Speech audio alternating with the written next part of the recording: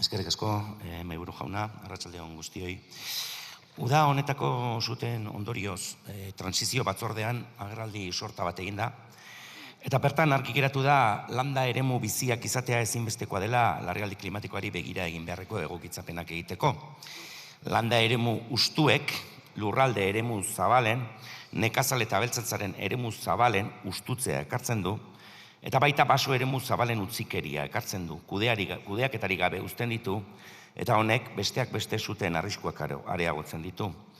Euskal Herrian ere pairatzen dugu herri hustuen fenomeno hau, haien ez dugu estatuko hainbat lekuetan dagoen arazo sakon berdina, baina bai egia da, errealitate bada, Araba zein Nafarroako hainbat eskualdetan, eta bertan pairatzen dugu egoera hau.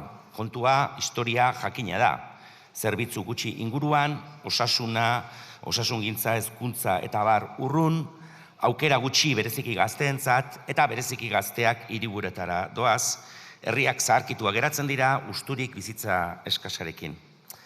Despopulazioaren arazoa, arazo konplexua da, arnas luzeko fenomenoa da, eta arazo konplexuek ez dute bapateko irtenbide errazik.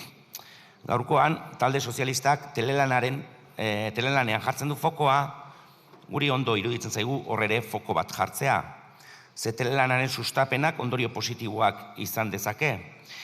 Landa eremuko herrietan biztanlegoa finkatu dezake, biztanlego honek zeharkako hainbat jarduera sustatu ditzake, gertuko merkataritza txikia bezala, zergak herrian ordaintzen badira udal baliabideak handitu daitezke, nolabait ere espiral positibo batean sartzeko aukera emanez. Telelanak kutsadura murriztu dezake baita ere, bai isuriak oro har, baita bereziki hiri kutsadura hauen deskongestioaren bitartez. Telelanak aurrezten duen desplazamentu denbora, kalitatezko lan denbora bihurtu daiteke.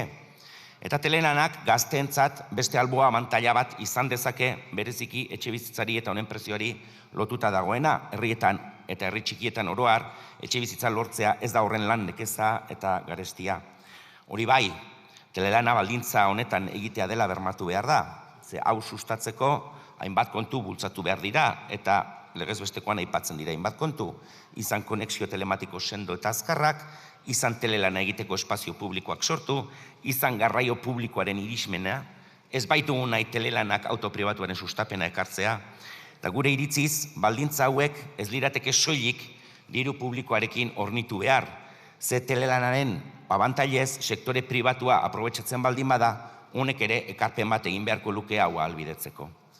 Guzti hau esan da, guk telelanaren aldeko apustua babesten dugu, orokorrean, beti ere baldintza honak berbantzen baldin badira, presentzialitatea galtzeak izan ditzaken albokalteak gainbegiratuz, eta telelanaz etekin ateratzen duen orok bere sustapenean parte hartzen duela bermatuz.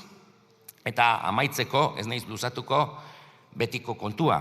Ekimen hau talde sozialistak bultzatzen du, eta horrelako gauza bultzatzen dituenean badirudi gobernuan ez dagoela, baina talde sozialista gobernua babesten du eta gobernuan dago.